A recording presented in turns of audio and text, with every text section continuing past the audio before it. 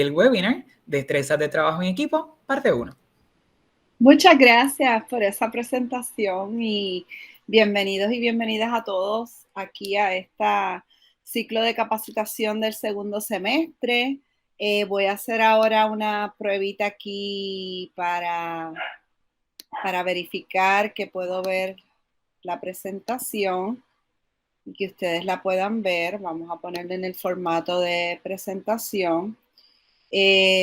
Favor de indicarme que se vea. Se ve súper bien. Ok, muchas gracias. Bueno, pues nada, nuevamente bienvenidos a este segundo semestre del año académico 2021-2022. Para mí es un gran honor contar, ¿verdad? Y haber sido convocada a ser parte de este ciclo de talleres o webinars del CEA. Aquellos que tuvieron la oportunidad de tomar algún webinar conmigo el semestre pasado, saben que nos enfocamos en herramientas tecnológicas para promover el aprendizaje colaborativo y en esta ocasión pues nos hemos dado a la tarea de trabajar un poco este tema de las destrezas del trabajo en equipo.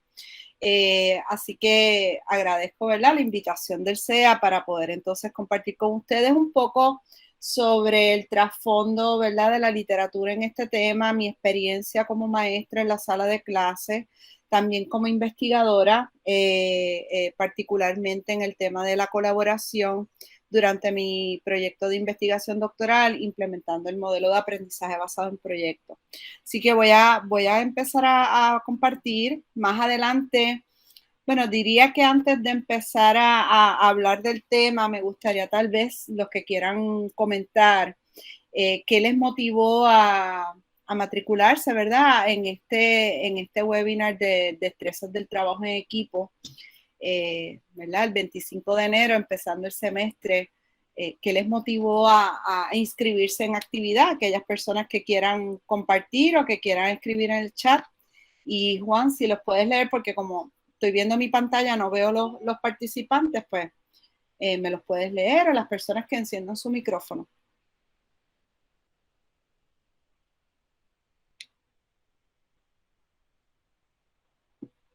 Al momento nadie nos ha escrito por el chat. Saludos, doctora Delgado. Samuel aquí de la Biblioteca de Derecho. Bien, Samuel, encantada. Gracias, un placer. Nada, es sobre todo mantenernos al día sobre estos temas de trabajo en equipo, que siempre salen cosas que uno pues no conoce y uno siempre aprende ¿verdad?, de cómo mejorar el ambiente laboral y cómo mejorar el trabajo entre las personas, tanto los que uno supervisa como nosotros mismos. Así que me parece importante, ¿verdad?, siempre tener estos conocimientos y seguirlos reforzando. Así que gracias por la oportunidad. Pues Samuel, te agradezco tu participación y estoy contigo. Todos los días estamos aprendiendo. Así que hoy vamos a conversar sobre este tema y compartir experiencias también. ¿Alguien más que quiera compartir en su el inquietud? Chat tenemos ya dos intervenciones. La primera es de Nancy Correa Matos, que comenta: me parece una buena estrategia durante los cursos virtuales. Asimismo, tenemos la intervención de Pablo Luis Rivera, que comenta: siempre es importante solidificar estos conocimientos. Y perfecto. Alguien más nos acaba de escribir, Glenis Rivera Vargas, comenta: además de ser un tema del día a día en las áreas de trabajo y personales, es un tema que cubro parcialmente en mi clase ADMI 3017 del RUM. Ok, perfecto. Pues qué bueno, gracias por compartir esas motivaciones, ¿verdad? Esas inquietudes que los llevó, los trajo a inscribirse en esta actividad. Y pues vamos a ver cómo podemos tratar de cumplir con esas expectativas y tal vez con otras que a lo mejor no se habían planificado, pero que pueden surgir. Así que siempre partimos de unos objetivos generales que yo propongo, pero puede ser que en el camino surjan otras ideas y la conversación sea tan rica y tan importante que podamos entonces cubrir otros objetivos. Pero les propongo estos 4 objetivos, principalmente explicar esos principios fundamentales de lo que es el aprendizaje cooperativo según la literatura y su marco teórico. Importante entender de dónde viene esta estrategia y cómo la abordamos tanto en nuestros equipos de trabajo laborales como en los equipos de trabajo en nuestros cursos. Analizar los grupos cooperativos formales e informales versus lo que llamamos los pseudogrupos. Vamos a hablar un poquito de eso porque yo creo que uno de los retos más grandes que tenemos es precisamente entender cómo estructuramos las actividades de manera que se dé la cooperación y la colaboración, que son dos elementos interrelacionados, pero que no significan lo mismo, que nos lleva entonces a ese tercer objetivo, que es precisamente contrastar entre lo que es el aprendizaje cooperativo y colaborativo. Muchas cosas en común, pero tienen sus leves diferencias y podemos entender que cómo vamos entonces a estructurar las actividades de manera que sean para lograr la cooperación o para lograr la colaboración, que tanto son destrezas muy importantes.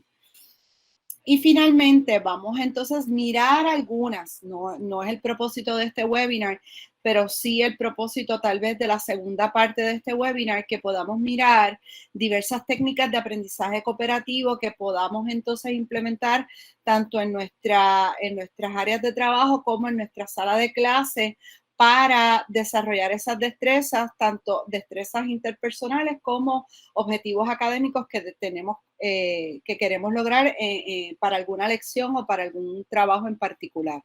Así que estos son los 4 objetivos que les propongo para la tarde de hoy y vamos a ir poco a poco por cada uno de ellos. Por favor, si tienen dudas o preguntas, pueden entonces escribirlas en el chat y me pueden interrumpir si quieren que se aclare algo en el momento. ¿Verdad? La dinámica es que podamos interactuar de alguna manera a través de esta tarde. ¿Ok? Así que hay un poquito la agenda, ¿no? Para poder cubrir esos cuatro objetivos que hemos propuesto. Vamos a hablar un poco de ese marco teórico, simplemente repasando, porque siempre es importante entender dónde llegamos y por qué estamos haciendo lo que hacemos, los principios fundamentales del aprendizaje cooperativo, cuál es la distinción entre lo que es cooperar versus colaborar y algunos métodos y técnicas de ese aprendizaje. Dar unos momentos para hablar de compartir lo que llamamos los aha moments, ¿verdad? Los momentos que decimos, ajá, esto lo pensaba de esta manera y ahora entiendo que es de esta otra manera, o esto nunca lo había escuchado. Son momentos que dentro de lo que es el webinar, ustedes encuentran que fueron momentos cruciales para entender el tema o para clarificar algún concepto. Así que ténganlo en mente para que cuando lleguemos a ese momento final puedan compartir esos momentos. Así que, nada, un repasito general, ¿verdad? El marco teórico que sustenta lo que es las destrezas de trabajo cooperativo y colaborativo, pues el marco teórico constructivista, recordando que el constructivismo no es una sola teoría, sino que más bien representa una perspectiva psicológica y filosófica acerca de la naturaleza del aprendizaje. O sea que hay varias teorías que son parte que conforman este marco teórico constructivista. Y en términos generales, desde esta perspectiva, las personas forman o construyen gran parte de lo que aprenden y comprenden. Eso es uno de los principios. Y otro principio importante, un aspecto epistemológico medular, es que las personas son aprendices activos en este proceso de construcción del conocimiento. Ya a estas alturas del siglo XXI, ya podríamos decir que este marco teórico constructivista es parte ya de nuestra práctica rutinaria, en nuestros cursos, en nuestra parte laboral muchas veces, ¿verdad? Los que estamos en el campo de la educación, en el campo de la psicología, ¿verdad? Que se deriva de la psicología cognitiva, pues ciertamente nos ha llevado a entender cómo es que entonces aprenden los seres humanos y cómo entonces podemos estructurar las actividades pedagógicas de manera que nos volvamos aprendices activos, ¿verdad? Que el rol que asumen nuestros estudiantes sea un rol más activo, mientras que el rol que asume el docente es un rol más de facilitador, de guía, y ciertamente importante para poder guiar y estructurar ese proceso de enseñanza y aprendizaje. Dentro de todas las teorías constructivistas, quiero, ¿verdad?, destacar la teoría sociocultural o sociohistórica de Lev Vygotsky, donde él otorga un papel protagónico a las interacciones sociales en lo que es el desarrollo cognitivo del individuo. Por tanto, según esta teoría, la cognición es un producto social. Así que en la medida que nosotros interactuamos con otros y se da ese mediado por el lenguaje principalmente, se va desarrollando conocimiento y por ende la teoría sociocultural de Vygotsky es sumamente, nos ayuda a entender precisamente lo que es esta estrategia de aprendizaje cooperativo y también el aprendizaje colaborativo. Así que dentro de toda la teoría, y Vygotsky, ¿verdad?, a pesar de que murió joven, hizo unas grandes aportaciones. El concepto de zona de desarrollo próximo es uno de los conceptos medulares que fundamentan en la estrategia de aprendizaje cooperativo porque nos explica la diferencia, ¿verdad?, lo que puede hacer el niño solo frente a lo que puede lograr con la ayuda de un adulto o un par más competente. Y por ende, en esa zona, lo que él llama esa zona de desarrollo próximo, es cómo las capacidades de una persona, de un niño, un joven, un adulto, puede lograr solito versus cómo las capacidades o lo que puede lograr cuando está en interacción con otros pares o con otros adultos más competentes. Yo creo que es un concepto medular y que nos ayuda a entender mucho de lo que vamos a estar compartiendo en la tarde de hoy. Un poquito no lo puedo negar, ¿verdad? Mi preparación completa es en el área de educación, soy maestra de corazón, estuve en la sala de clase muchos años y pude ver cómo poco a poco, en la medida que yo seguía aprendiendo, iba transformando mi práctica educativa y en gran medida tiene que ver con entender esas bases y esos fundamentos filosóficos y teóricos que me ayudaron a ser una maestra más constructivista, dejando un poco, ¿verdad?, esa enseñanza tradicional en la que nos hemos desarrollado gran parte de nosotros en nuestros años de escuela, años universitarios también. Y entonces este juego de palabras de lo que es modelos, estrategias y técnicas de enseñanza constructivista que se enmarcan en ese paradigma, me parece importante distinguir lo que es un modelo, lo que es una estrategia versus lo que es una técnica, porque son conceptos que manejamos constantemente y que a veces se nos hace más fácil dar ejemplos para poderlos entender. Así que ahí les planteo una definición general de estos autores, de Joyce, Well y Calhoun, donde plantean precisamente que el modelo es un modelo de aprendizaje, el modelo de enseñanza es verdaderamente un modelo de aprendizaje, ya que tiene unas bases filosóficas, psicológicas, que describen cómo se da el aprendizaje, cómo se desarrolla el currículo y cómo los estudiantes aprenden. Así que los modelos de enseñanza tienen esa base teórica o esos elementos que son importantes para entender las etapas y las fases de cada uno de esos modelos. Así que si lo queremos ver, lo podemos ver como una sombrilla más amplia, y aquí les presento algunos ejemplos de modelos de enseñanza que se han utilizado a través de los tiempos, ¿verdad? Unos más recientes, otros más antiguos. Tenemos modelos de procesamiento de información y uno de los que más conocemos tal vez el modelo del desarrollo de conceptos. Y ahí tenemos autores que nos ayudan a entender cómo diferentes podemos ir desarrollando los conceptos en los jóvenes. El modelo de 5E de Bybee, que es para la enseñanza de la ciencia, o el modelo de inquirir. Y en el marco de los modelos de cambio conceptual dentro de esa literatura que también está fundamentada en las teorías constructivistas de Piaget, de Brunner, de Ausubel, donde plantea cómo nosotros ¿verdad? Cómo los jóvenes y niños vienen a la sala de clase con unas ideas previas, un conocimiento previo, y que muchas veces esos conocimientos previos se basan en una experiencia que no necesariamente está alineada con lo que el concepto en la disciplina es. Así que hay unas concepciones alternativas o lo que llaman en inglés misconceptions. Y a través de toda esa investigación se desarrollaron diferentes modelos de enseñanza para provocar ese cambio conceptual. Dentro de los modelos sociales constructivistas tenemos el modelo de aprendizaje basado en proyectos, y el modelo jurisprudencial, que es uno de los modelos que se utiliza, el famoso modelo del debate, ¿no? De crear la estructura para desarrollar esos argumentos a favor y en contra de un asunto que podría ser controversial y que es importante analizar.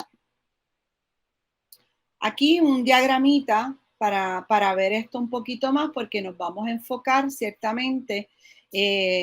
Vemos el modelo como algo más amplio. Dentro de cada modelo tenemos estrategias alineadas a ese modelo. Igual forma tenemos las técnicas que se refieren al cómo yo voy a lograr eso. Usualmente cuando hablamos de los modelos o de las estrategias que tienen una base teórica y filosófica y psicológica, tienen unas etapas o unas fases que podemos desarrollar, y a través de esas fases, en cada uno para lograr desarrollar, ¿verdad? Lograr los objetivos, aplicamos una gran diversidad de técnicas. Aquí les pongo algunos ejemplos, ¿verdad? Como técnicas de enseñanza. Así que los modelos y las estrategias nos ayudan a organizar las actividades de ese currículo, ¿verdad? Si tomamos como por ejemplo la estrategia ECA, que muchos de ustedes a lo mejor la conocen, que tiene 3 etapas: la etapa de exploración, la etapa de conceptualización y la etapa de aplicación. Pues nosotros podemos utilizar diversas estrategias, técnicas para en esa etapa de exploración, pues lograr lo que se espera. Y así pues sucesivamente tenemos una gran diversidad de técnicas que nosotros aplicamos.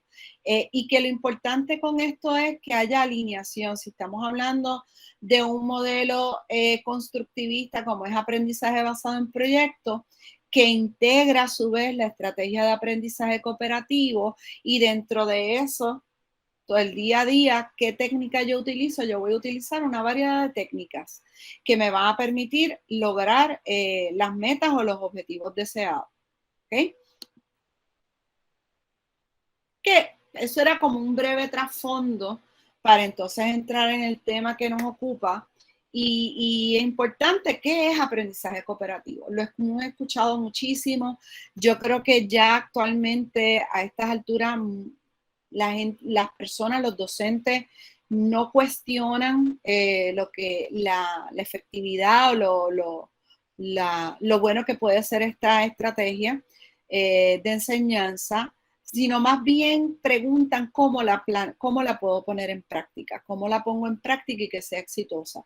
Hay una gran base científica de estudios que han demostrado que cuando se aplica la estrategia o se forman las tareas en unas bases de estructuras cooperativas, ciertamente tienen resultados positivos en diversas áreas, desde resultados de mejor aprovechamiento hasta el desarrollo de destrezas interpersonales, motivación, entre muchos otros resultados. Así que cuando hablamos de lo que es el aprendizaje cooperativo, fíjense que podemos verlo de esta manera: organizar esas actividades en las que los alumnos van a trabajar juntos para mejorar sus propios aprendizajes y los de los demás.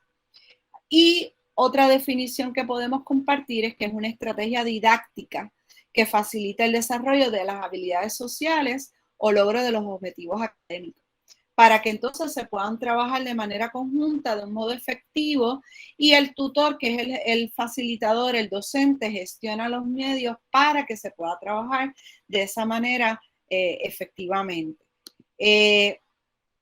Uno de los autores o los autores más reconocidos en el campo de aprendizaje cooperativo son Johnson & Johnson, y entonces quería plantearle, ¿verdad? Ellos lo citan de esta manera: el aprendizaje, según ellos, cooperativo existe cuando hay interdependencia positiva entre los logros de los alumnos. Y vamos a hablar un poquito sobre lo que es esa interdependencia positiva.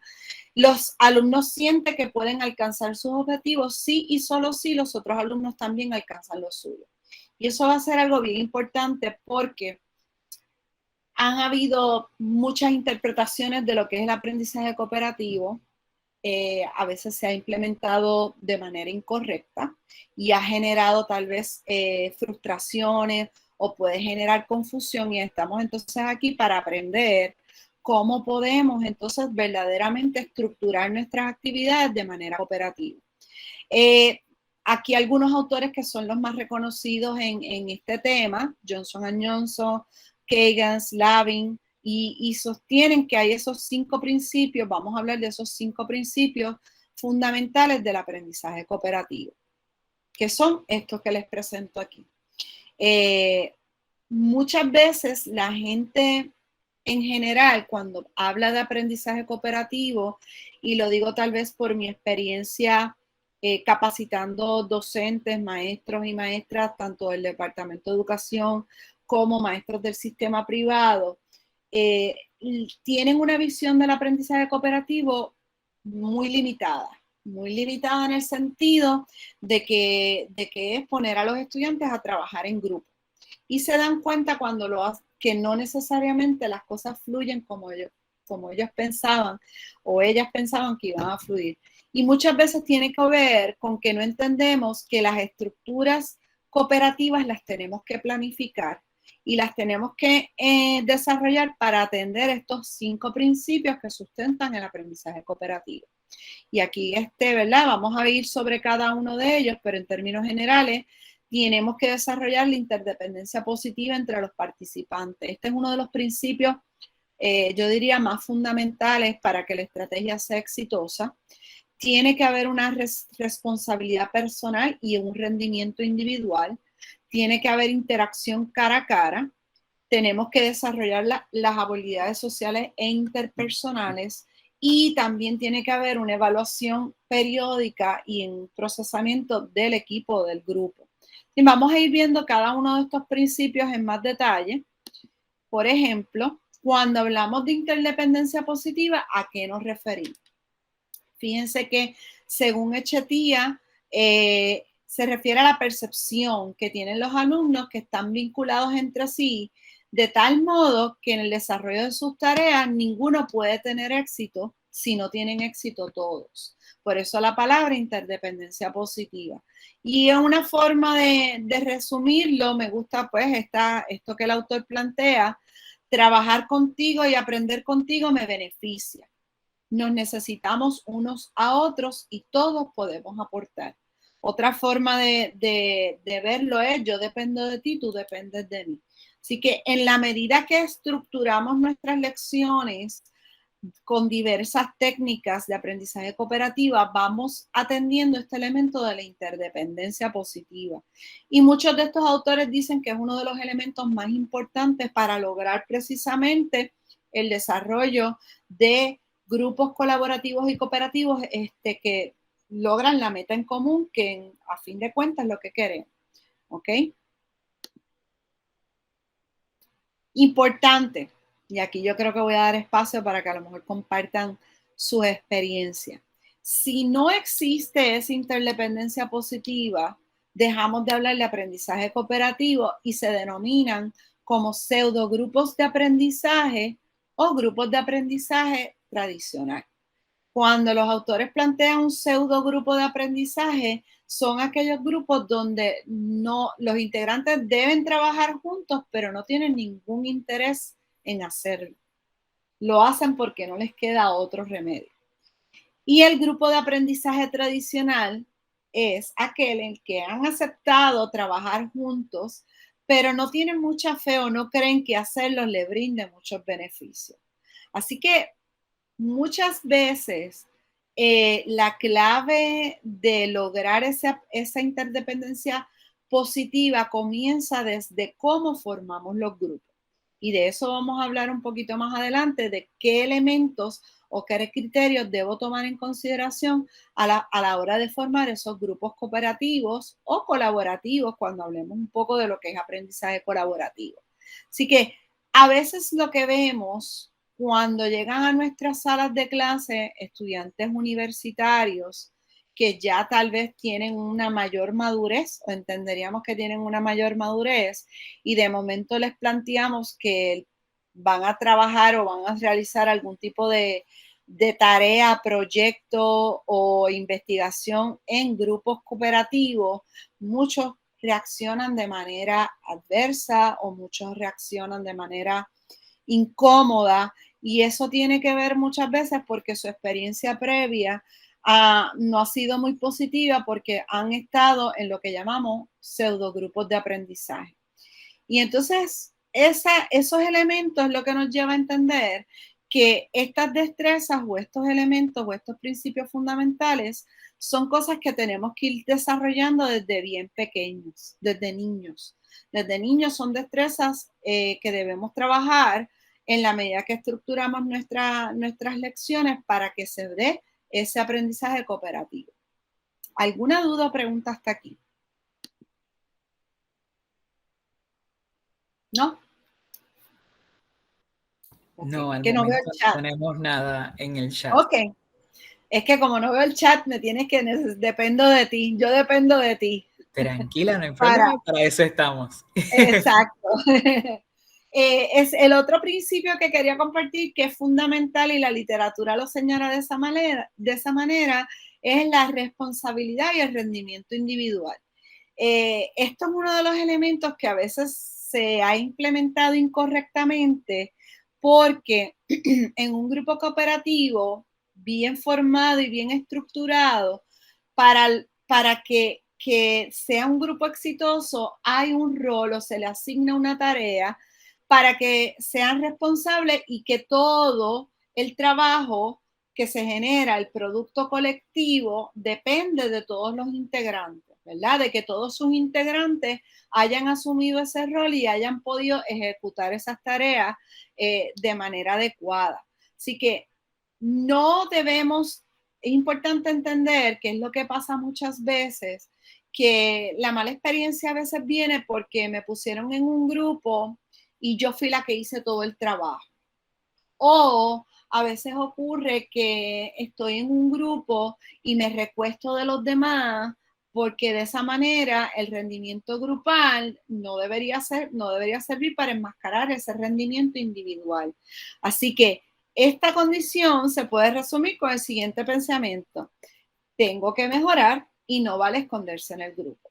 Muchas veces esto lo logramos cuando dentro de la estructura del grupo colaborativo y cooperativo asignamos roles, o también cuando tenemos un balance entre las tareas individuales y las tareas grupales.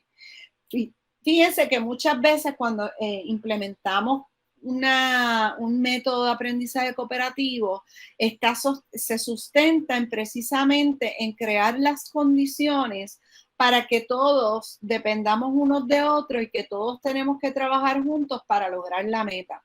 En el momento en que surgen los problemas, también tenemos que desarrollar las habilidades para la resolución de los conflictos y para podernos escuchar y respetar las opiniones diversas.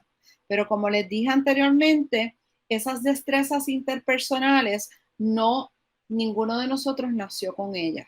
No vienen en un gen, sino que son destrezas que tenemos que trabajar y que tenemos que desarrollar desde niño con diferentes estructuras en diferentes ocasiones a lo largo de nuestra experiencia escolar, para que cuando vengamos a trabajar al ambiente laboral, y aquí podríamos hablar de muchas veces que nos encontramos en ambientes laborales donde simplemente hay personas que no les gusta trabajar en equipo, que prefieren trabajar de manera individual por las razones, ¿verdad? Por las razones que sean, ya sea por malas experiencias o porque simplemente entienden que de esa manera han tenido más éxito, o porque no han sido expuestos correctamente a los beneficios de un trabajo cooperativo o colaborativo.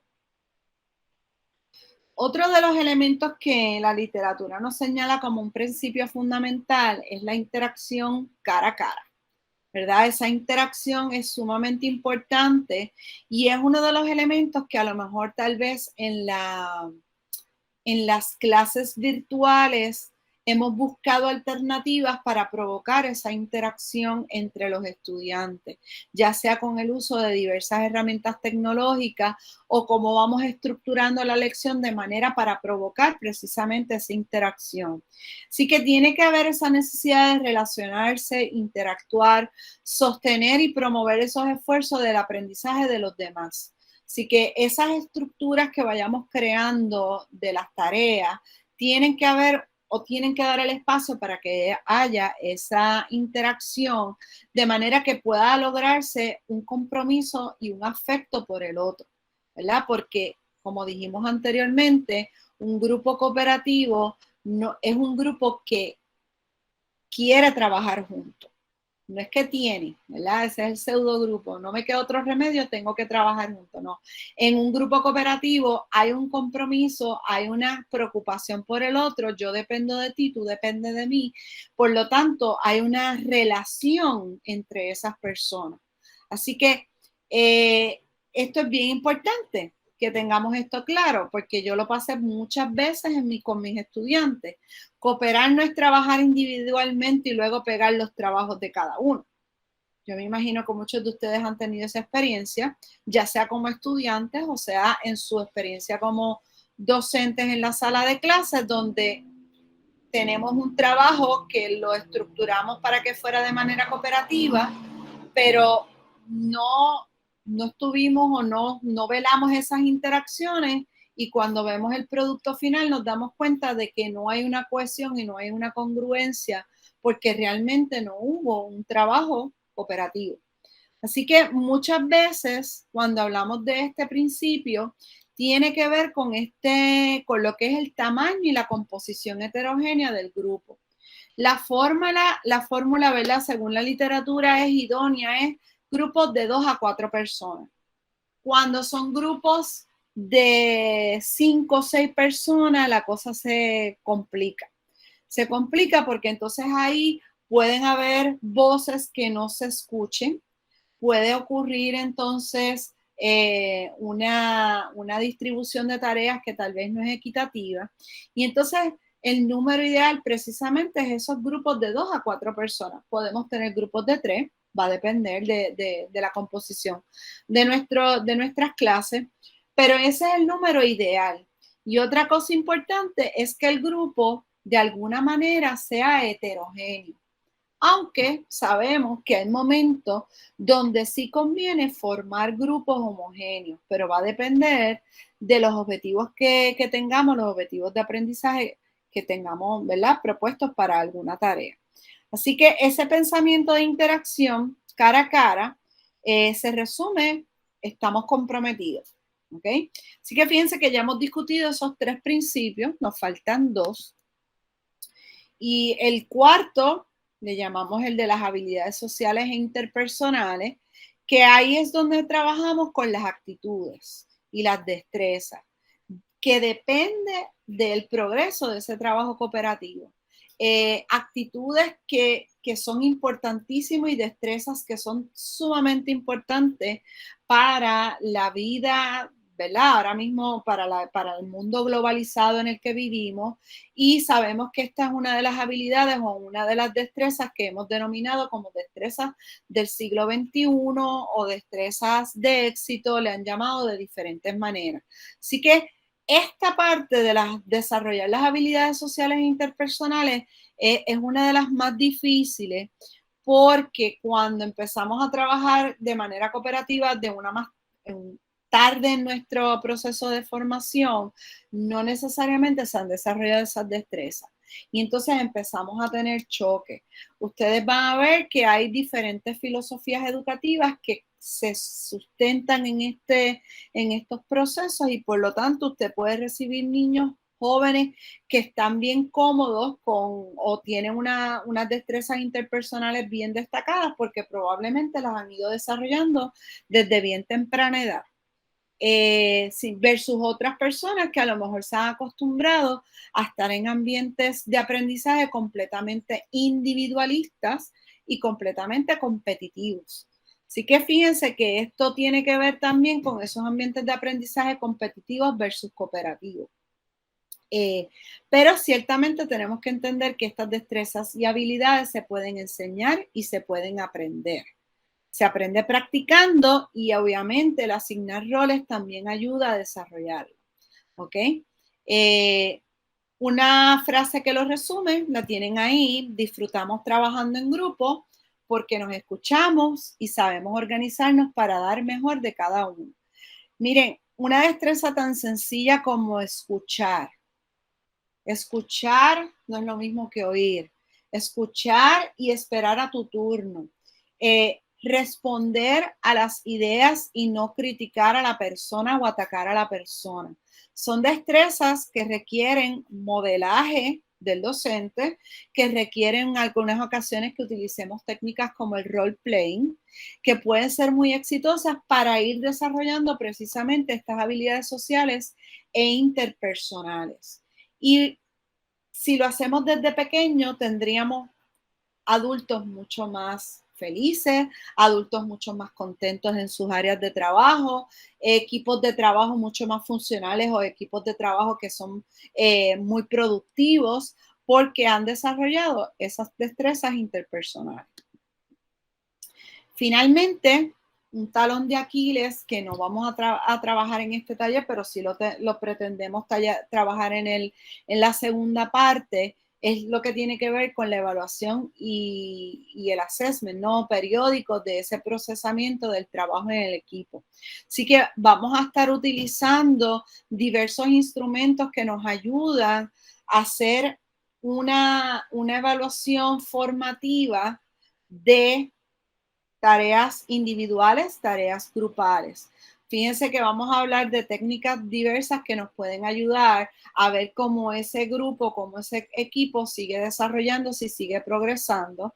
Y de esa manera podemos entonces ir, espérense, disculpen. Ok. ¿Ven la pantalla? Es que de momento me salió aquí algo.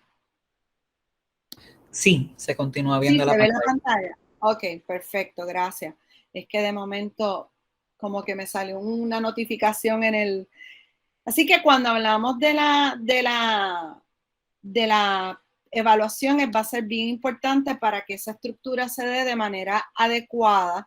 Así que es importante que cuando estemos planificando nuestras lecciones que van a estar fundamentadas en estos principios de aprendizaje cooperativo, tengamos en cuenta qué tipo de instrumento, qué tipo de tareas y qué tipo de evaluación vamos a estar haciendo a nivel individual y a nivel grupal. Así que vamos afianzando todo eso y lo importante aquí es que el estudiante o que los miembros de ese equipo puedan entender que en la medida que todos avanzamos, el grupo completo logra el éxito y pueden celebrar esos éxitos. ¿Ok?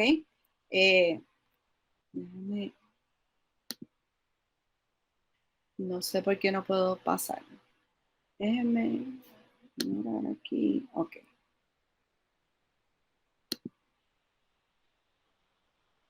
Ok. Tengo que, algún botón le di, denme un minuto, disculpen. Déjenme volver a presentar. Aquí estamos. Ahora, ok. Así que ya hablamos de esos 5 principios fundamentales. Cuando hablamos de aprendizaje cooperativo, tenemos que tomar en cuenta que las actividades que vamos a estar estructurando de alguna manera u otra van a ir atendiendo cada uno de esos principios. En algunos momentos podemos atender más de uno de esos principios, pero tenemos que estar conscientes de que las decisiones que tomemos para la planificación de esa estructura cooperativa va atendiendo esos detalles o esos principios fundamentales del aprendizaje cooperativo.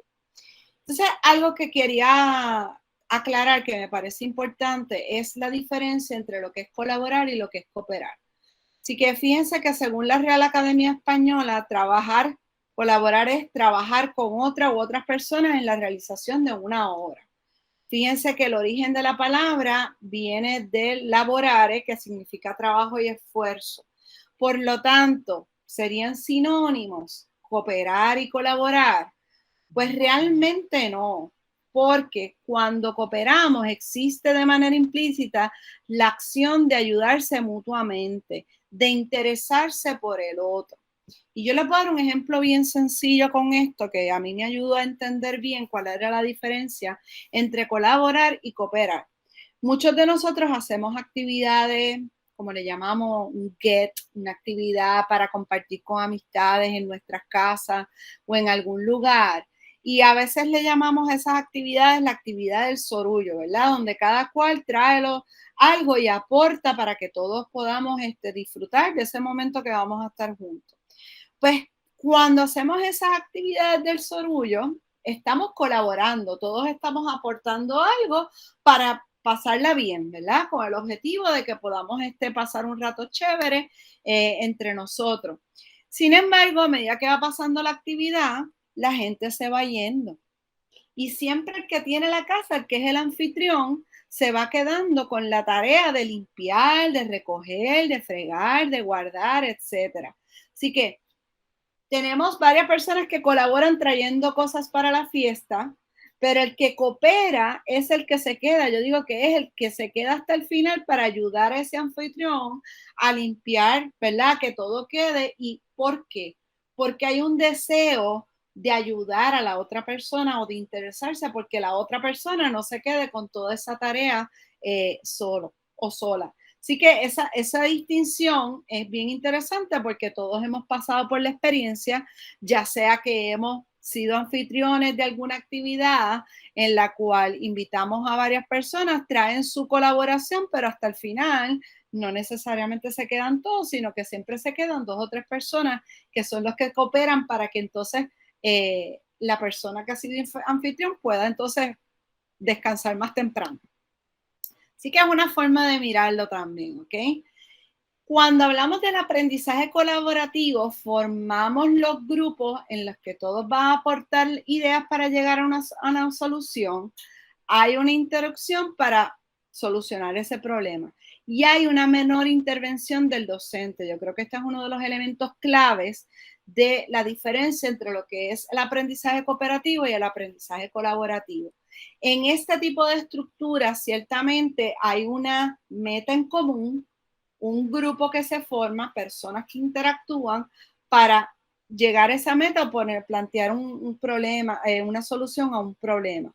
Pero la responsabilidad del aprendizaje recae principalmente en el estudiante. O sea, el estudiante es el que tiene que buscar la manera de lograr que pueda darse toda la interacción para lograr la meta común.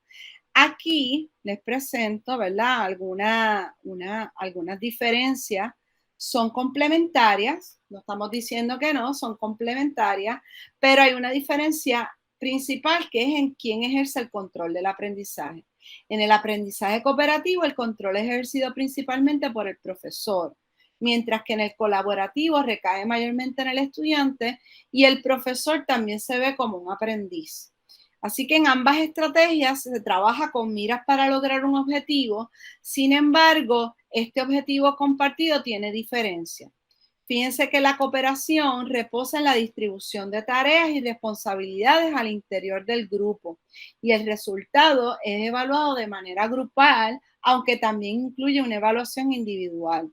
La colaboración desea que cada miembro de manera individual sea responsable de alcanzar el objetivo y el producto es evaluado de manera individual. Así que vamos a ver que hay momentos donde podemos utilizar aprendizaje cooperativo y otros momentos donde podemos estar utilizando el aprendizaje colaborativo. Ciertamente, desarrollar estructuras de aprendizaje cooperativo va a requerir mayor planificación y mayor control de parte del profesor porque hay unos elementos que debemos entonces planificar y organizar de manera que se puedan entonces cumplir con esos 5 principios básicos que estábamos hablando. Así que ahí tienen una tablita, ¿verdad? Esto es una imagen que accedí haciendo una búsqueda en Google. Así que básicamente en el aprendizaje cooperativo, ahí el responsable del proceso es mayormente el profesor, mientras que en el aprendizaje colaborativo es el estudiante. Esto ocurre mayormente en los ambientes laborales, en los ambientes de trabajo. Mayormente sabemos que se organizan grupos, comités, donde se da un proceso más de colaboración que otra cosa. Los mismos miembros del grupo son los que establecen las tareas, establecen los deadlines, entre otras cosas, ¿verdad? Hay una motivación distinta y el proceso, ¿verdad? En el aprendizaje cooperativo se formaliza el proceso grupal y entonces en el aprendizaje colaborativo pues se da tanto en ambientes formales como informales. ¿Ok? ¿Alguna duda hasta aquí? Antes de yo seguir, porque me siento que estoy como que ya mismo voy a dar espacio para que puedan compartir varias cositas, pero quiero estar clara de que estamos más o menos en Al tiempo. momento en el chat todavía no tenemos ninguna Yo duda. sé que yo voy a poner ahorita un punto controversial y va a haber mucha gente participando. Así que, en términos generales, el enfoque que en este webinar le he dado es hacia el aprendizaje cooperativo, tal vez por mi experiencia, porque me he dado cuenta, sobre todo cuando implementamos modelos como el de aprendizaje basado en proyectos o aprendizaje basado en problemas, donde esos proyectos se trabajan y se desarrollan en grupos cooperativos y colaborativos. Y muchas veces la queja principal de los docentes y los maestros es que como un principio de ese modelo es que el desarrollo del producto final se da en esa estructura, muchas veces hay mucha frustración porque emergen conflictos, emergen diversas situaciones dentro de los grupos que muchas veces no se sabe cómo manejarla y es porque la estructura de la tarea no se planificó de manera que pudiera promover el desarrollo de esas destrezas sociales o interpersonales y por ende a veces asumimos que las personas llegan con esas destrezas, que llegan a un grupo y se van a agarrar las manos y van a empezar a cantar canciones de Kumbaya, donde todos nos queremos, donde no va a haber ningún tipo de conflicto, y esa no es la realidad. Y más en una sociedad mayormente competitiva e individualista, ¿verdad? Con un sistema económico capitalista que definitivamente lo que promueve es el progreso individual, no necesariamente el progreso colectivo. Y eso pues también tiene sus raíces en ese contexto social en el que nos encontramos. Así que cuando hablamos de diversas estructuras de aprendizaje cooperativo, estos autores las catalogan como podemos estructurar el aprendizaje cooperativo de manera formal, utilizando métodos que ya son estructuras más complejas y que requieren mayor planificación, pero también podemos hacer estructuras informales que son más simples, son técnicas que yo le llamo esos momentos de aprendizaje cooperativo que podemos integrar todos los días en nuestras salas de clase, ya sea en modalidad virtual, en modalidad híbrida o modalidad presencial completamente. Y entonces tenemos las estructuras de base, que son grupos que se forman y que por lo general son grupos que se forman desde el inicio del semestre y permanecen juntos a lo largo por un periodo de tiempo más extenso, porque entonces están en reuniones intermitentes para realizar una tarea particular. Así que va a depender, ¿verdad?, del curso que ustedes ofrezcan, del tipo de tarea que ustedes quieran desarrollar en sus cursos, en las clases que ustedes ofrecen. Algunos métodos que se conocen bastante o que son bastante trabajados en la literatura, está lo que llamamos la tutoría entre iguales o entre pares. Esa tutoría, muchas veces hay personas que piensan que obviamente la tutoría es entre dos personas y siempre en esa relación vas a tener una persona que ofrece la tutoría y otro que la recibe.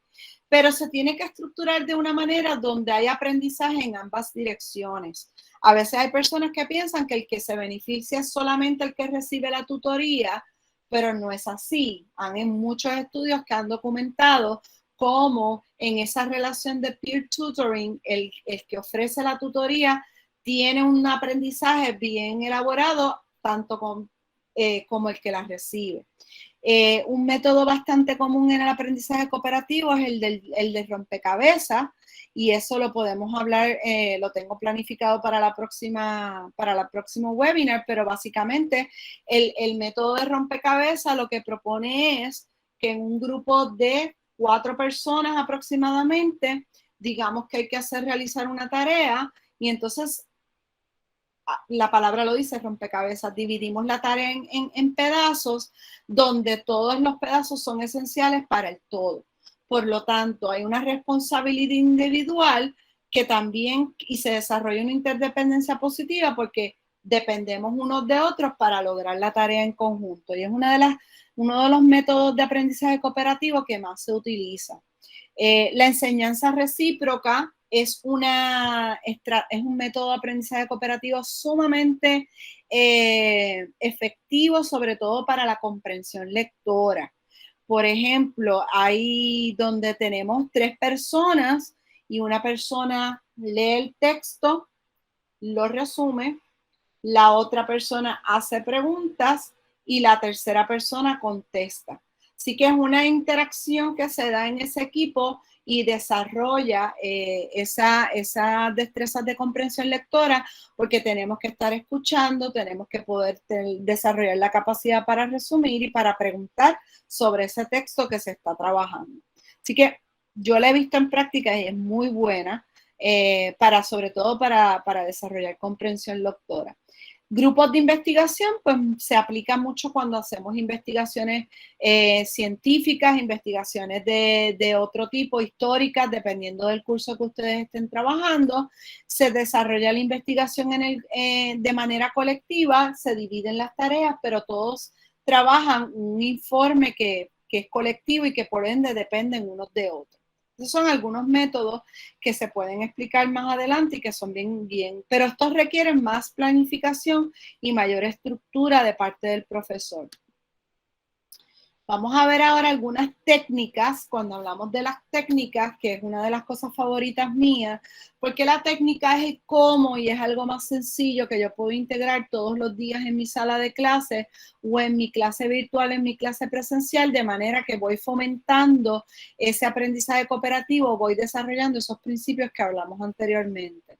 Hay unas técnicas, según estos, hay varios autores que las catalogan de diferentes maneras, lo que llamamos las técnicas para fomentar el diálogo, donde entonces compartimos conocimientos previos, podemos asignar unos turnos de conversación o la entrevista a 3 personas. Eso tiene una estructura de, por ejemplo, yo puedo tener un chip y la persona que tiene el chip es la que tiene el turno para hablar. Y no puedo, y el chip se coloca en el centro y la persona que lo coge es la que habla, pero entonces nos tenemos que asegurar de que todos participan. Así que son técnicas de aprendizaje cooperativo que lo que fomentan es el diálogo y la interdependencia y la interacción cara a cara entre los miembros de ese grupo. Tenemos técnicas que son para el procesamiento de información. Una de las más utilizadas, que a lo mejor ustedes la conocen, es la de pensar en pareja, o lo que llamamos el Think, Pair, Share, donde se estructura, donde el profesor plantea una pregunta, primero se piensa, uno trabaja con la pareja inmediata, pensamos sobre esa pregunta de manera individual primero, luego entonces compartimos lo que cada uno individualmente pensó y luego entonces de manera aleatoria el profesor llama a cualquier miembro del grupo y esa persona responde lo que en ese grupo se discutió. Así que es una forma de estar en contacto y de estar interactuando, pero son grupos informales. Fíjense que una de las cosas que vamos a ver que cuando aplicamos técnicas de aprendizaje cooperativo se desarrollan en lo que llamamos grupos informales. Los grupos informales son aquellos grupos que se forman de manera espontánea por la proximidad que hay entre unas personas en el salón de clase o cuando, por ejemplo, asignamos tal vez este número y decimos, ok, todos los que les tocó el número 1 van a trabajar juntos, todos los que les tocó el número 2 van a trabajar juntos y así sucesivamente. Otra técnica es el de apuntes en pareja, donde entonces puede ser que en una clase de matemática o en una clase de contabilidad haya un problema que resolver, se va trabajando y se va pasando la hoja y todos van trabajando en esa hoja de pareja. Y se van entonces, va dando una cooperación guiada. Técnicas de construcción para la construcción conjunta de conocimiento, pues ahí entonces hay varias técnicas que podemos eventualmente desarrollar. Lápiz al medio, eso tiene que ver con la forma en que vamos estructurando la tarea.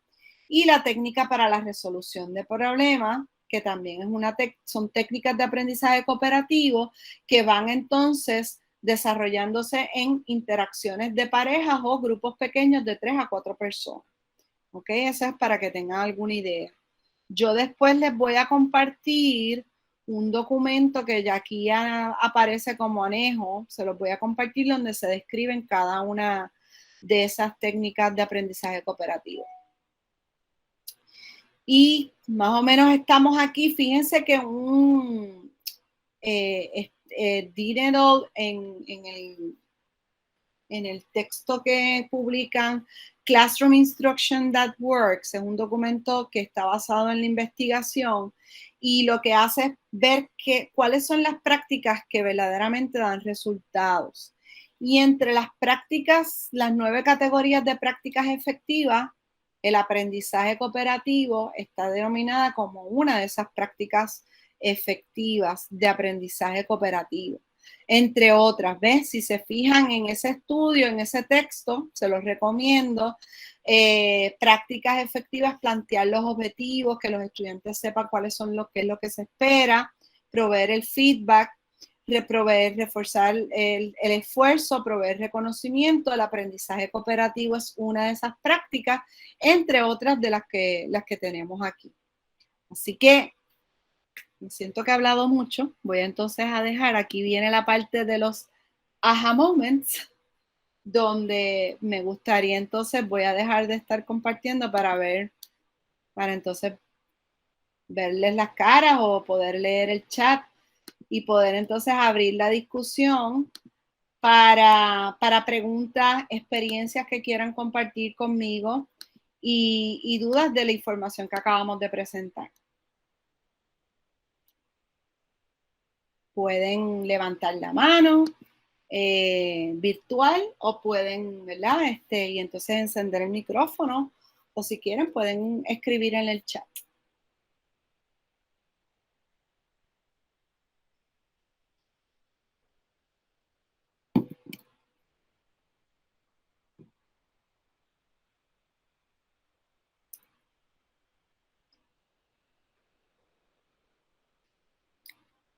Pregunto, vamos a ver si con este rompehielo. ¿Alguien ha implementado la estrategia de aprendizaje cooperativo en algún momento con sus estudiantes? Y si lo ha hecho, ¿de qué manera lo hizo en aquel momento? Que quiera compartir esa experiencia.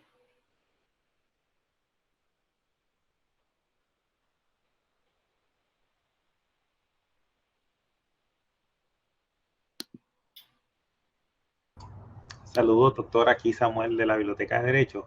Ajá, Samuel, gracias. Bueno, aquí adelante. Para que me vea. Ajá.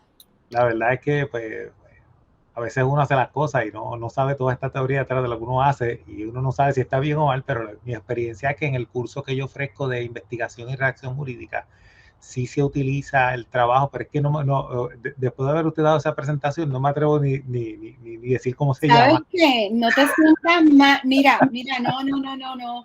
Al contrario, yo te diría que te entiendo perfectamente bien porque yo como maestra lo implementé mal desde el principio, cometí muchos errores. Tuve que hacer una investigación para poderlo entender, así que no, eso es precisamente porque no es hasta que tú te pones a leer la literatura y que empiezas a ver que realmente el aprendizaje cooperativo hay que planificarlo.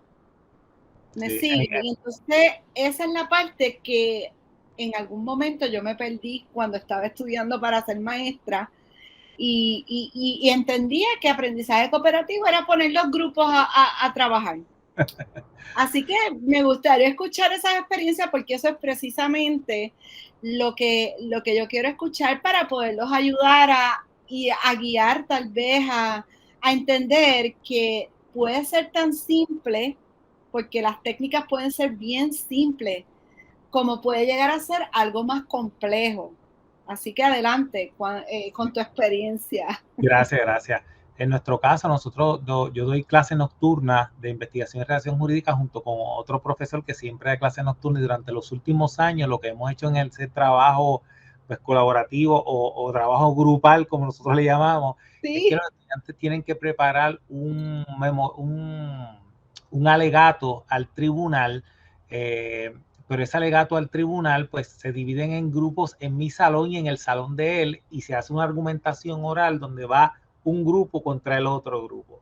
Generalmente, aprendido usted que un grupo bueno es de 4, pero nosotros casi siempre lo hacemos de 4 o 5 estudiantes, y lo enfrentamos unos con los otros de un salón y el otro para entonces ver cómo desarrollan ese único alegato al tribunal. Y la experiencia de la argumentación oral, y pues he aprendido pues cosas que ¿verdad? Muchos términos y que uno hace y uno debe hacer, pero por ejemplo, he tenido el problema del estudiante que no trabaja o el grupo que dice Ahí que... voy. Sí, entonces mira lo que vamos a hacer, Samuel. Lo que yo he encontrado que me ha ayudado a mejorar la práctica y la implementación de esta estrategia es el desarrollo de instrumentos y estructurando diferentes instrumentos como listas de cotejo, como rúbrica, instrumentos que me ayudan a dos cosas: a que el estudiante se autoevalúe, ¿verdad? Y a provocar, o sea, la autoevaluación y la reflexión, y también instrumentos donde los pares trabajan en conjunto para hacer coevaluación. Así que en la práctica, una de las cosas que me ha ayudado a mí a mejorar esto, porque te entiendo perfectamente bien, es precisamente desarrollar las tareas. Por ejemplo, yo creo que lo primero que tenemos que tener claro, y tal vez voy a usar tu ejemplo como punto de partida, es desde el inicio cómo voy a formar los grupos. Tiene que haber unos criterios de por qué estoy formando grupos. La literatura recomienda que los grupos sean heterogéneos. Me explico, heterogéneos en raza, género, habilidades, destrezas. Por ejemplo, ¿cómo yo puedo formar un grupo cooperativo heterogéneo? Tengo que conocer primero a mis estudiantes. Ese es el primer paso. Porque si lo hago aleatoriamente o si permito un error bien común que cometemos mucho y que yo cometí muchas veces, es dejar que ellos se seleccionen los grupos. ¿Cuántos de aquí hemos hecho eso? Todos los hemos hecho. Ay, formen los grupos ustedes. Ay, como ustedes quieran trabajar. ¿Qué pasa cuando eso ocurre? Cuando dejamos que eso ocurra, usualmente tenemos los grupos de los amiguitos, los grupos de los que saben, que él trabaja bien, yo quiero irme con él. Y a veces tenemos grupos muy fuertes y muy buenos, y tenemos otros grupos que tal vez son más débiles o más débiles en el sentido de la responsabilidad que implica ese trabajo en grupo. Así que mi recomendación número 1, nunca dejen que los estudiantes se coloquen en los grupos ellos mismos. Siempre sea usted el que forme los grupos y lo explica de esa manera. Miren, yo voy a formar los grupos colaborativos tomando en consideración estos criterios. Perfectamente.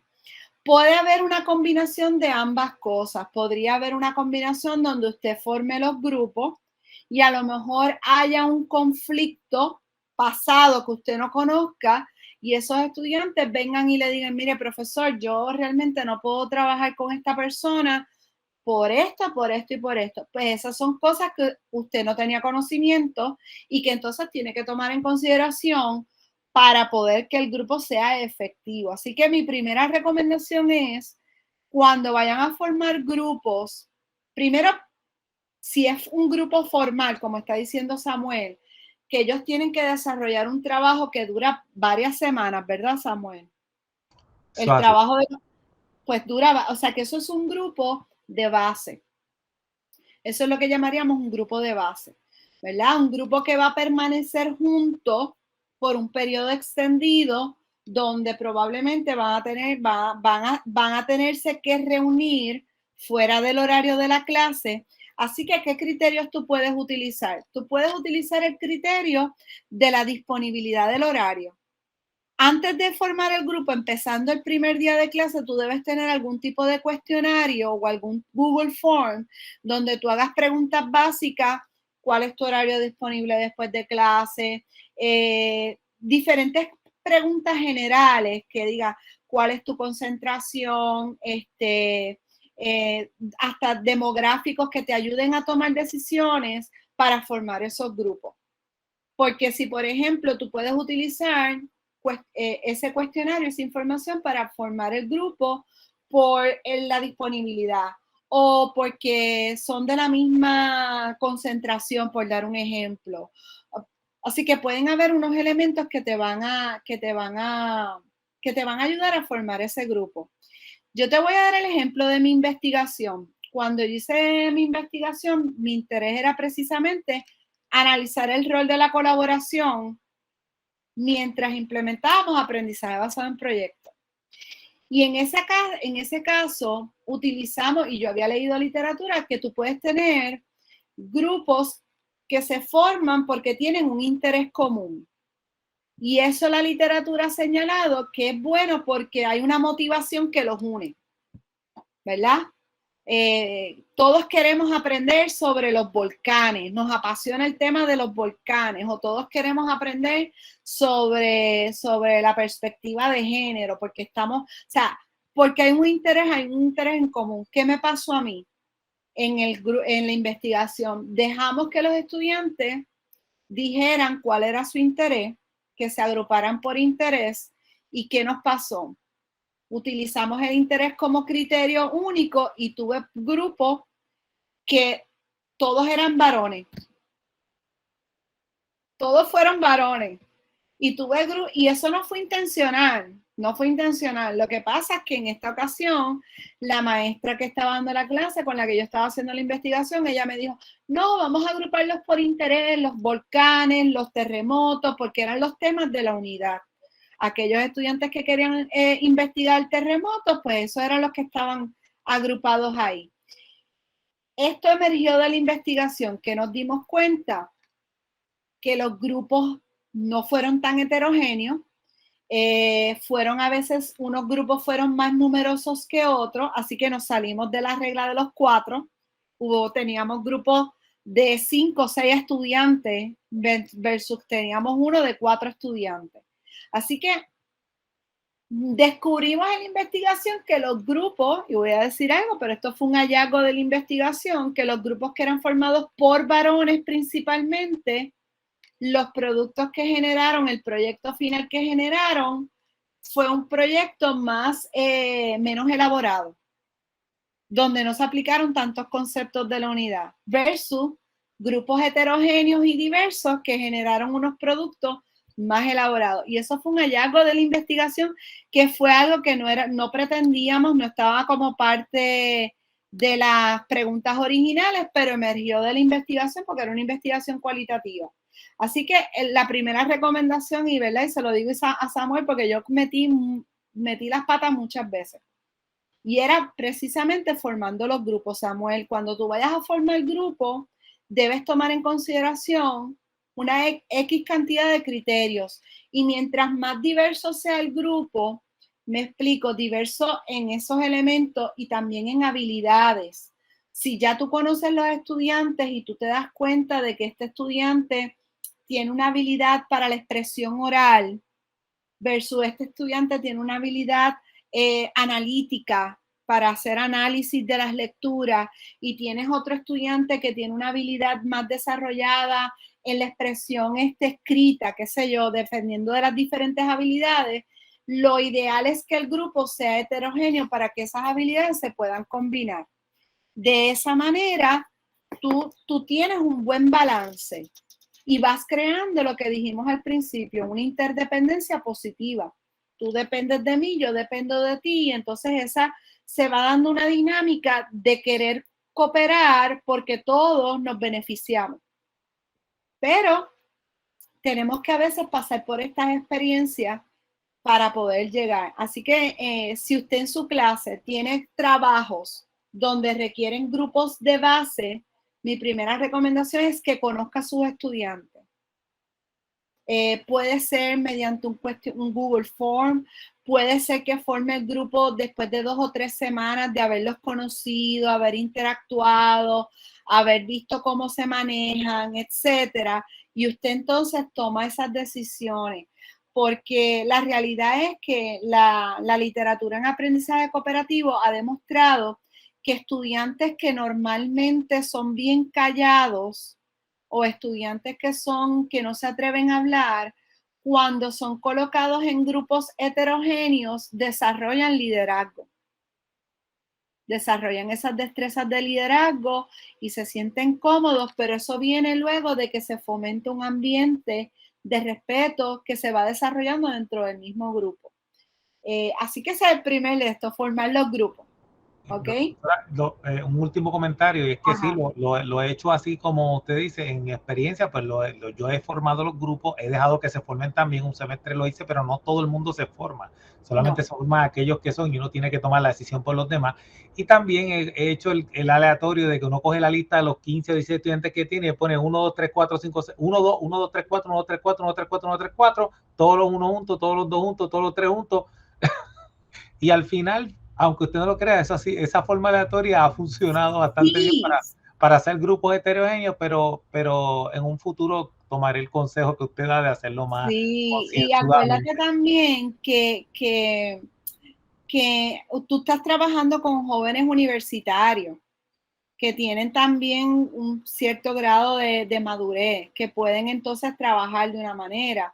Pero cuando son niños, jóvenes, adolescentes, créeme que tienes que tener tienes que tener en cuenta muchas cosas. De hecho, yo recuerdo que cuando yo implementaba aprendizaje basado en proyectos, la formación de grupos, yo la consulté con mis compañeros que le daban clases, porque había información que yo no tenía y, por ejemplo, una colega me dijo, mira, no, este nene no se lleva con esta nena, no los pongas en el mismo grupo porque no te va a funcionar. O me decían, mira, esta niña tiene unas excelentes destrezas de negociación, es mediadora, es una estudiante que va a lograr que el grupo se compenetre. Y cuando son niños y jóvenes, esos elementos son bien importantes para tomarlo en cuenta. Así que y no tengo estoy viendo aquí. Voy a leer tu comentario, Norma. Ok. Si la clase es totalmente online, puedes generar algún tipo de cuestionario, Norma, que te provea información, ¿verdad? General del trasfondo de experiencias de trabajo, de algún tipo de información que te permita de alguna manera identificar ciertos elementos que tú puedas tomar como criterio para formar los grupos. Te voy a dar mi ejemplo que yo utilicé en el curso que di el semestre pasado. Yo creé un formulario donde les preguntaba las áreas de concentración, su experiencia laboral, etcétera. Y lo que hice fue que coloqué los grupos que compartían elementos en común para que pudieran, por ejemplo, realizar una tarea en particular. Pero para otra tarea, que lo que quería era que fueran más heterogéneos, pues cogí grupos estudiantes de diferentes, con mayor heterogeneidad, para que el grupo fuera más heterogéneo. Todo va a depender de la tarea que tú le estás asignando en ese grupo. Me funcionó, claro, es un curso graduado, estamos hablando de pues personas adultas que pues tal vez tienen ya una experiencia en ese proceso. A nivel subgraduado puedo entender que puede ser un reto mayor, pero ciertamente desarrollando algún tipo de cuestionario, o inclusive podrías hacer una búsqueda por internet de algunos cuestionarios ya previamente hechos, que a lo mejor puedes tomar ideas de ahí. Yo voy a tratar de para la segunda parte de este taller, que lo que voy a hacer es concentrarme en esos instrumentos que les mencioné, la autoevaluación, la coevaluación y la lista de cotejo del profesor haciendo observaciones para tomar todo eso en cuenta en lo que es el asunto de la evaluación periódica y formativa durante la estrategia de aprendizaje cooperativo. Muchas gracias. A la orden. ¿Alguien más? A Rafael, tienes una pregunta, veo que tienes la mano levantada. Adelante, Rafael. Sí, buenas tardes. Muchas gracias por la presentación. Quería traer a la discusión porque es una cuestión que muchas veces me he planteado y que a veces me ha llevado a no realizar algún tipo de actividad colaborativa o cooperativa. Y tiene que ver con ciertos acomodos razonables. Le quiero, sí, por poner un caso concreto. Supongo que a otros colegas y a otras colegas les habrá pasado también, pero hay veces que dentro de los acomodos ya saben que son estudiantes que presentan algún issue de comunicación, alguna situación de estrés o incluso directamente se dice que no participen en actividades prácticas. Entonces mi preocupación en ese caso es que si yo tuviese, o tengo, porque ahora lo tengo aunque no haga esas actividades, pero si yo quisiera planificar o diseñar alguna actividad de ese tipo y tengo algunos estudiantes con esa cuestión, me resulta complicado porque si no participan es una manera de segregar. Claro. Y no pueden participar en ese caso. Entonces, ¿cuál sería la recomendación o el consejo en un caso como este? Gracias por traer eso. Mi recomendación sería que empezaras integrando técnicas de aprendizaje cooperativo que son informales, como por ejemplo Think, Pair, Share. Cosas sencillas que serían como minutos de cooperación en algún momento de la lección, mayormente para que tú puedas observar la dinámica, ¿verdad? Son técnicas informales porque son grupos que se forman en el momento y se deshacen en el momento, porque son tareas que se hacen durante ese tiempo que tienes la clase. En esas técnicas informales o grupos informales, como se hacen de manera espontánea, es por la proximidad a la que está el estudiante o porque asignas los colores y dice, bueno, rojo, azul, verde, amarillo, ok, todos los que son rojos van a interactuar brevemente, y cuando te digo brevemente es que la interacción puede durar de 10 a 15 minutos, que no es un periodo extenso. Pero esa observación, esos grupos informales te puede dar bastante información y tú observar la dinámica tal vez no solamente de los estudiantes que vienen con sus acomodos razonables, sino también ver la dinámica de los otros estudiantes que no tienen esos acomodos. Eso podría ser mi recomendación inicial. Antes de lanzarte tal vez a formar grupos colaborativos formales donde van a hacer algún tipo de tarea que es mayor extensa en tiempo y saber cómo los vas a agrupar, puedes entonces tomar nota o hacer observaciones de cómo es la dinámica. Si estás en clases virtuales, hay muchas maneras, podría ser con documentos reflexivos, con un cuaderno reflexivo individual, que a mí yo lo he utilizado y me ha resultado muy, muy, muy bueno, donde tú puedes tener un boleto de salida como una técnica de assessment donde provocas la reflexión y a lo mejor le haces preguntas de cómo se sintió el estudiante en esa dinámica de interacción con otro compañero. Eso te brinda información tanto de cómo se sintieron todos tus estudiantes, los de acomodo, los que no tienen acomodo, y esa información te puede ayudar a ti a eventualmente cuando vayas a formar un grupo de base o un grupo que va a extender por más tiempo, a cómo acomodarlos. Va a depender obviamente de la particularidad del acomodo ¿verdad?, de esos estudiantes.